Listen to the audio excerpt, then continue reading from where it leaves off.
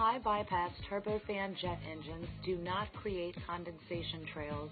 The ratio of air to exhaust is much too high to facilitate the formation of condensation because the majority of the thrust expelled from the back of the engine is not combusted jet fuel. It is forced air from the fan blades. It is passed through the fan and simply blown out the back without mixing with any fuel at all, creating massive thrust from the spinning blades. Turbine engines are the power plant for high bypass turbofan engines. Turbines are also used to power helicopters and turboprop aircraft. We never see trails coming from helicopters. Turbine engines almost never produce condensation trails. Try to imagine an Everglades airboat, since it is the fan blades that produce almost all of the thrust for the airboat. The same principle applies for commercial aircraft engines. The ducted fan is a set of spinning blades you see when you look at the front of the engine.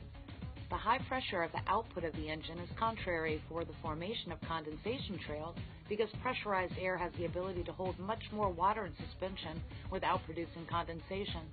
Only a fraction of the air that enters the engine is taken in by the turbine engine.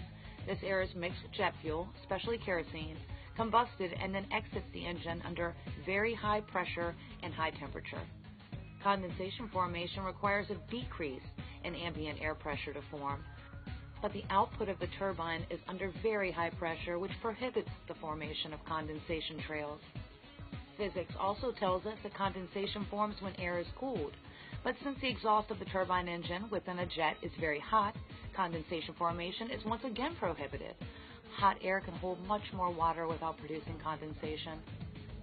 When the high-pressure thrust mixes with the exhaust gases at over 30,000 feet, where humidity is near zero, you get massive diffusion, and water crystals sublimate into the environment extremely rapidly, leaving no trail.